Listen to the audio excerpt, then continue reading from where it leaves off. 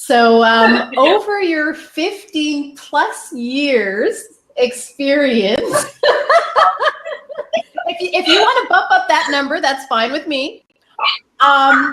You have developed, I'd like to know 3 skills that you have developed over the course of that time. And can you tell me whether those skills you intentionally developed them, or you just were thrown into the situation and you were just forced to develop them, and at the end of it you realize, wow, I'm really glad I developed this?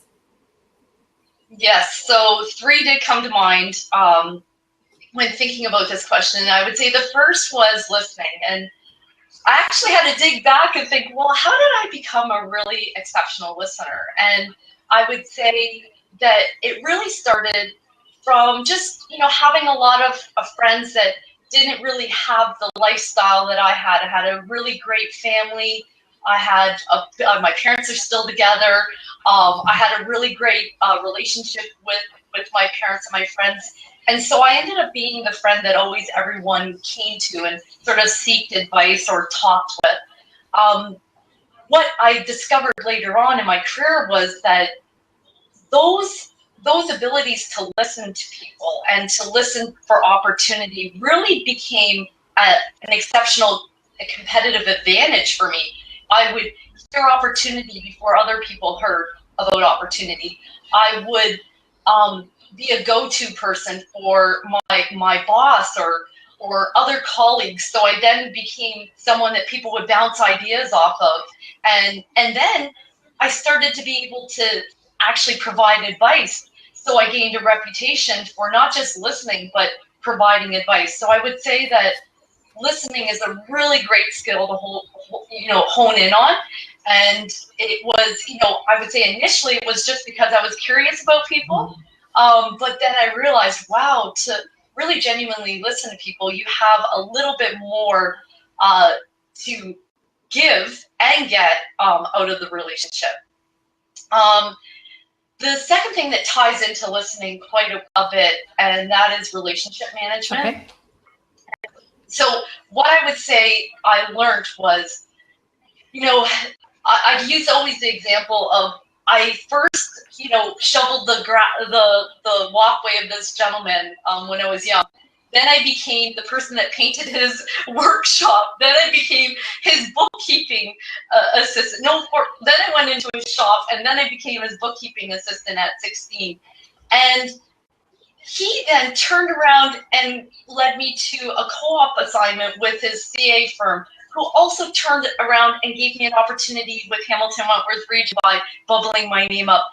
So in a very young age, probably before I was even 19, I learned that retaining relationships was absolutely critical to your success in your profession. And outside of your profession, because people who know of your reputation will say, I'm going to give you a chance at an opportunity that maybe you wouldn't normally get because you have such strong relationships with their network.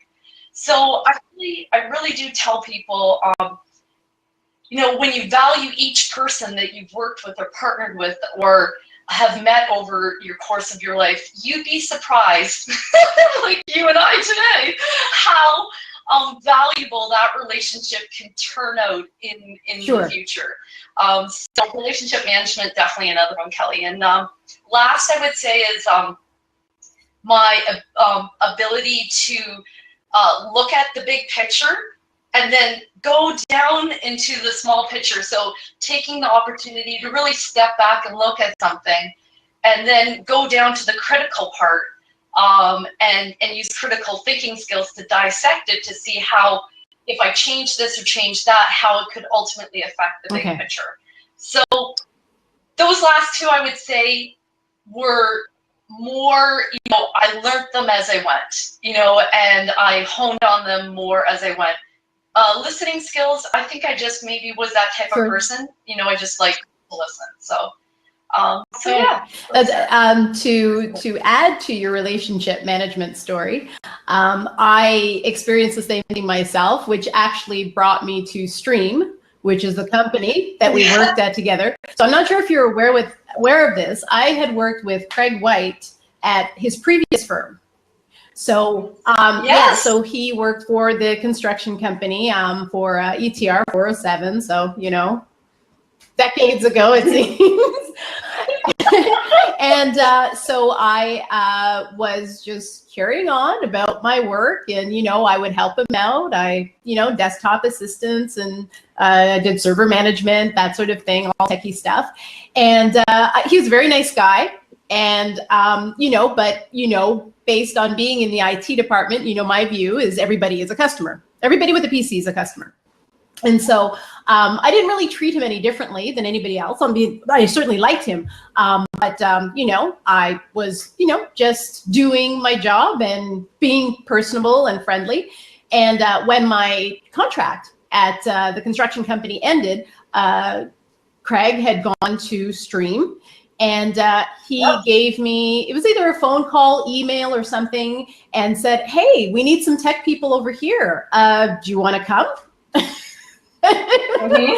And it was like, yeah. And I was actually shocked because I never went out of my way to impress him.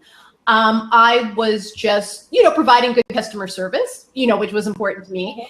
And it taught me that even when you're not aware of it, people are watching you, you know? Yes. So it's always good to, you know, maintain good relationships, maintain professional relationships, and yeah, because, you know, it could lead you to your next opportunity. I mean, just in general, for, you know, just getting along from day to day, like, you want to be a pleasant person, but also you never know where that will lead you to. So 100%. And I can't think of the number of times I've never really effectively had to look for work, because it's amazing when you reach out to your network and you say, hey, you know what, I'm ready for a move, or, you know, someone taps you on the door and says, hey, did you hear that so-and-so is hiring, and I think this would really be a great role for you? You don't necessarily need to look for work, or you could choose your LinkedIn network and say, hey, I'm ready for a move. And all of a sudden, you know, just activity happens. Sure. So, although you do have to be careful,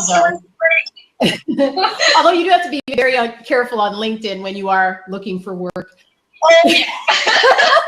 you have to be careful. Yeah, you just can't really put it out there. You want it out there, but Unless, of course, you're in between positions. Sure. And, you know, I read a wonderful article about a person who had said in 14 days she found a job when she was in between jobs. Okay.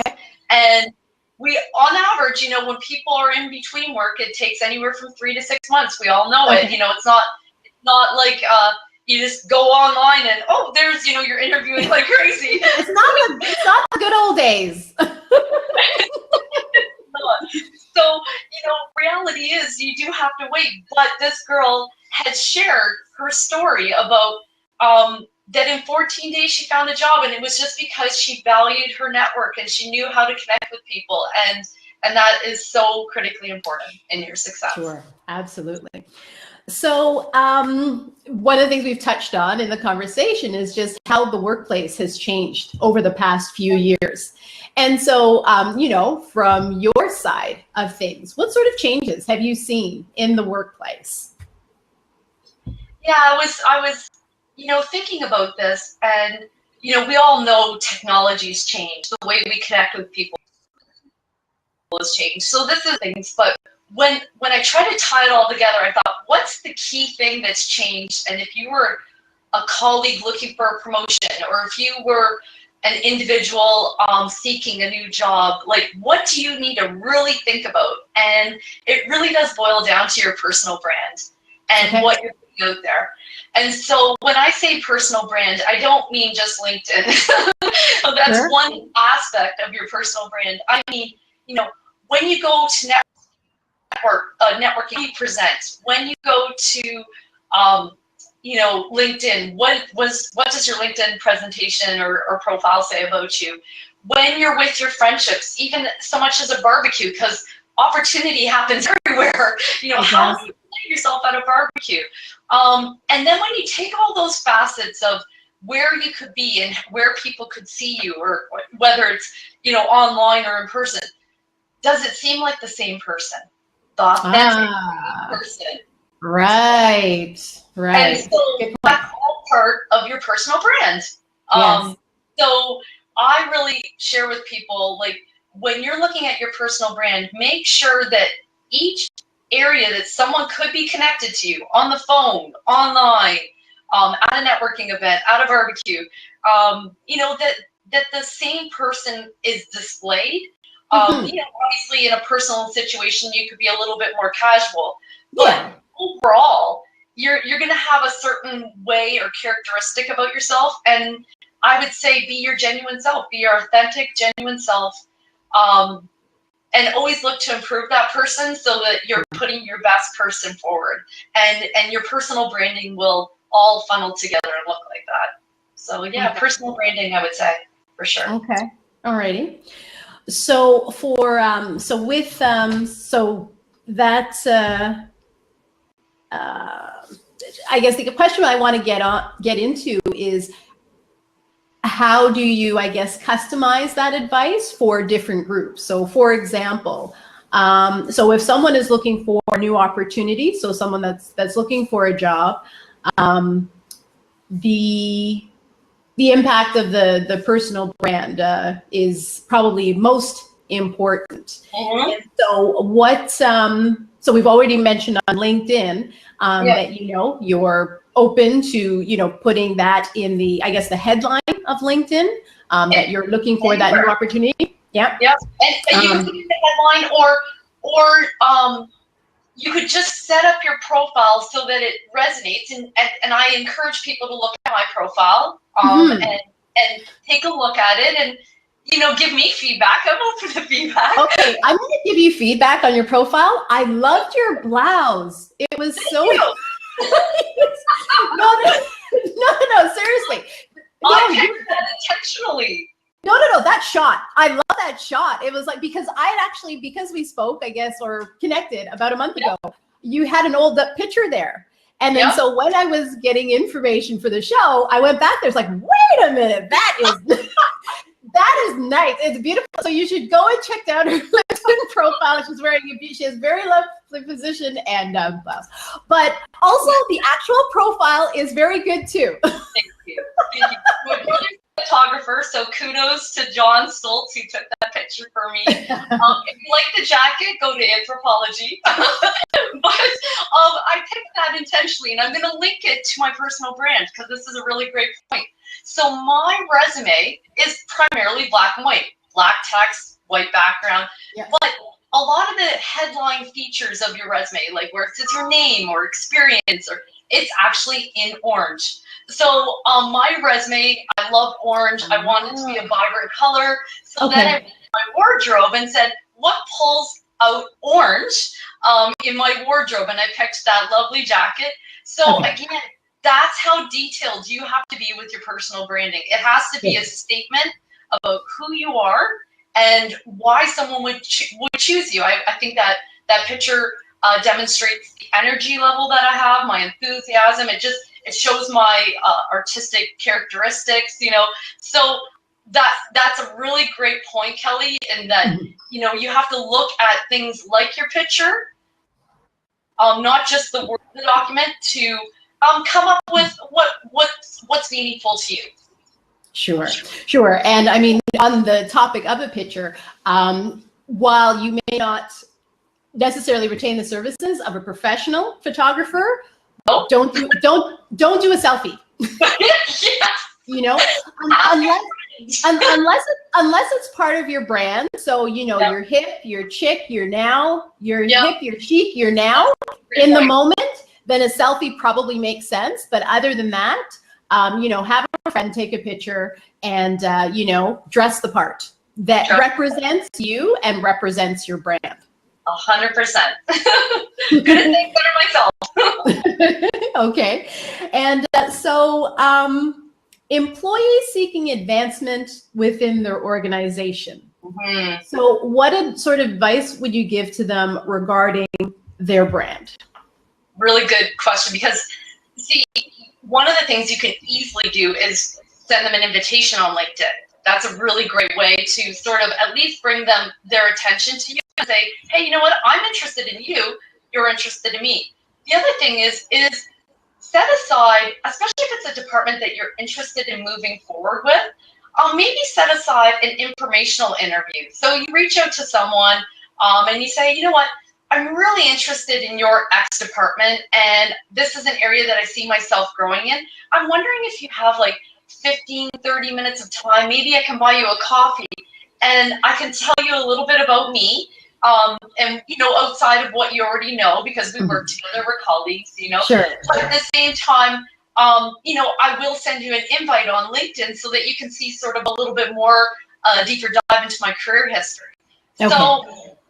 So that's where you can use multiple channels to showcase your personal brand. And obviously in person, asking a colleague for an informational interview, I would say is a pretty strong chance that you're going to get in front of that hiring manager at some point in the near future. So I would definitely recommend that. Okay. Now, if you're not in an organization where the culture is open, you know, and so, you know, the company may want to keep you in a position because you're doing it well. So they may not want you to move to another position. You can still have that interaction, but you just, I guess, don't put a label on it. So it is a coffee and it's just a casual chat. But you don't really, you know. You don't put a label on it. Yeah, you just say, hey, you know what? I was checking you out online, or, you know, I checked out your LinkedIn profile. I've heard about your department. It sounds really fascinating. I may actually know people that could be great for your organization, but I'm not really sure. Why don't we just meet? So you take it away from you and your personal interest, and you just meet with that person. And if there's a connection, I would say as a manager, I would say, I like this person. And I like tap them on the shoulder and say, hey, you know what? I have an opening. I don't know if you're interested or if you're ready to move or what, but I really liked our meeting, and I'd like you to consider it if it's something you're interested in. So yeah, not every organization is really too bad if that's the case. Has sort of like people cross-pollinating, you know, parts of the organization, but don't let that hinder your success. Find ways to adapt, you know, and for opportunity, for sure. Okay, absolutely. And so managers who want to build an effective team, what sort of advice would you give to them? I guess it's so funny. Again, it all ties into personal brand. So, you know, managers are often asked to be at speaking engagements. I encourage them to do that. Be at orientation sessions in your company. You know, be the speaker to talk about your department. You know, go to colleges and universities, speak on behalf. These are all the sort of the trigger points where you can build your personal brand. You know, obviously have a fabulous LinkedIn profile. Seek help from a professional to help you build that profile.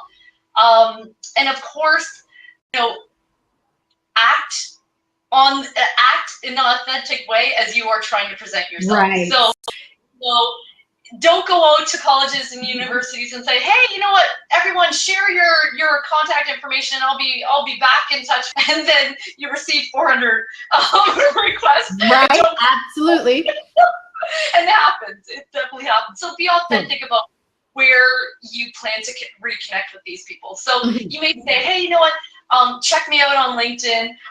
However, you know, I'm not really in the position to interview you all today, but I do want you to learn a little bit more about me and my organization. So I encourage you to check out, you know, aon.ca or whatever you share with them. So, so yeah, it's probably as important in a manager role to not just focus on your personal brand for your own development, but also for the resonation of you attracting talent into your team and into your department. Absolutely. Absolutely. Yeah. I would agree. Okay. So we've gotten through all the tough questions in the interview. Actually, I forgot to mention that at the beginning. It's like I'm interviewing the interviewer. Oh my goodness. I know what I do. We'll see. We'll be in touch. Yeah, so actually this is really fun. But the last question is about fun, and it is, what do you do for fun at work? And so it could be an individual thing, it'd be something that you do with your team, but something you do to mix it up and just, keep things moving along. Yes, so my team knows I love music. Nice. And I do come into work this happy. I really do. I hope they all put their comments out there if they check out this. But I dance in the halls. Yep. Sometimes I just Is this with or without music? Sometimes both. Yeah, you're right. Sometimes it's a little bit of both. Sometimes I make up my own little jig. Because I want to celebrate in the successes that we have, and you just land a great, a client. Your company lands a new client. You just engaged with a talent that you were just so pleased to see come to your organization. You do a little shout out, So you will definitely see me in the halls, doing a little dance every so often, just to express the joy that I have for the work that we do. For sure. Okay, that sounds good. I love that. Anything to do with dancing, actually, I love. So me too. So that's good. So is there anything else that you'd like to add? Well, I think it's really, really important that for your entire whole health, that you are also active outside of work. And so, whether you do volunteerism or you participate in a certain type of physical activity, and I really do focus on physical activity, especially when you're in an office job. So one of the things that I do outside of work is kickboxing. And I would say that it transformed my life. Yes, I am a kickboxer. So I've been doing that for the past 6 months, and I have seen, not just physical changes, but mental changes. I tell people to meditate. It's so good. I know sometimes people go, meditation, and it can happen anywhere. It can happen at your lunch break. It's just, those are a couple really critical things that I do outside of, going out into nature. I think it's really important that you connect with our environment and you understand your impact and your place in this world. So those are just a few things outside of dancing in the halls that I do to ensure that I have my whole health. And whole health is really important as an employee as well as an employer. For sure. Sure. Absolutely. Well, thank you so much, Sylvia. And how can people contact you? What's the best way? Yeah, so just like I shared about others, if all of a sudden I had 400 connections, it wouldn't be possible for me to reach out to people. Sure. But I do sincerely look at my LinkedIn profile all the time. So I would really encourage people to check me out on LinkedIn. I'm the only Sylvia Stultz. So as long as you know how to spell my name, you will have absolutely no trouble finding me. And send me a little invite. Say that you heard about me through this program. I'd really love to carry that information back to Kelly and to say, hey, I got this many reach outs, and it was from the program. So Okay, great. So thank you very much, Sylvia Stultz, for being with us today. I'm Kelly Spence. This has been Quirk Place and Quirks at Work, our weekly show. And we will see you next time, and take care of yourselves. Yes, thank you very much. Bye.